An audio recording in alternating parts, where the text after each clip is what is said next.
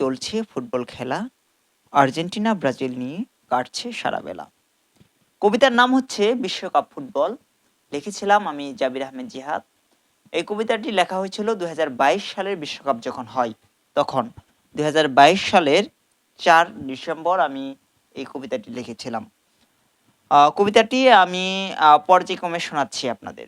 দর্শক, এরপরে লাইন হচ্ছে, উত্তেজনা বিশ্বজুড়ে চলছে মাতামাতি, হঠাৎ তর্কে হেরে গেলে হয় যে হাতাহাতি। প্রিয় দলের পতাকাটি উড়াই বাড়ির ছাদে, খেলায় হেরে সমর্থকরা দুঃখে কষ্টে কাঁদে। দর্শক, 2022 সালে যখন ডিসেম্বর মাস চলে, বিজয়ের মাস চলে, তখনই কিন্তু এই কবিতাটা লিখেছিলাম। কবিতাটি প্রকাশিত হয়েছিল আন্তর্জাতিক কবি সাহিত্য পরিষদে। দর্শক, পরের প্যারাটি আমি আবার বলছি। প্রিয় দলের পতাকাটি উড়াই বাড়ির ছাদে, খেলায় হেরে সমর্থকরা দুঃখে কষ্টে কাঁদে। নেইমার মেসির দারুণ খেলা, আছে পায়ের জাদু, ম্যারাডোনার খেলা দেখছে আমার প্রিয় দাদু। ম্যারাডোনা কিন্তু এখনো বেঁচে নেই, সে অনেক আগেই মারা গেছে। তার খেলা কিন্তু আমার দাদু দেখেছে।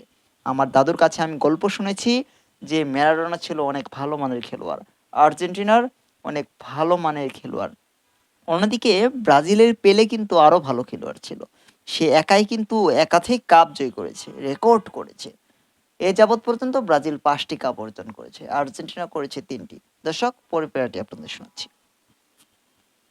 ভক্তরা কেউ জার্মানি আর সৌদি কিংবা খানা, আর্জেন্টিনা ব্রাজিল সেরা, এটা সবার জানা।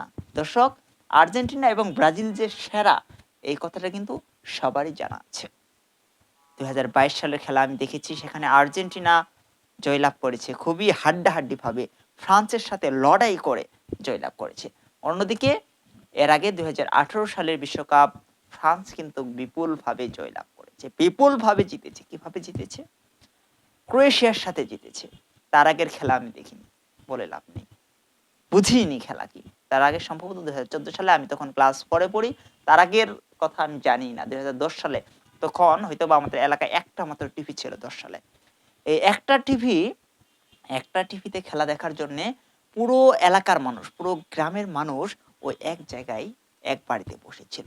ঘরের মধ্যে জায়গা ছিল না, টিভি বাইরে বের করেছিল। বাইরে বের করে এলাকার যত মানুষ আছে সকল মানুষজন কিন্তু সেই বাড়ির আঙিনায় বসে খেলা দেখেছে।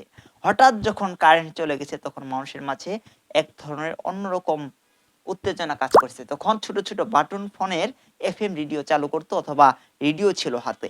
এই রেডিওগুলো দিয়ে গান শুনতো, গানের পাশাপাশি খেলা শুনতো। আবার মাঝে মাঝে দুই একটা অ্যাড ফেরাস আসতো, মানে অ্যাড বলে বিজ্ঞাপন আসতো। সেই দিনগুলো ছিল সত্যি অসাধারণ এবং সুন্দর মুহূর্ত।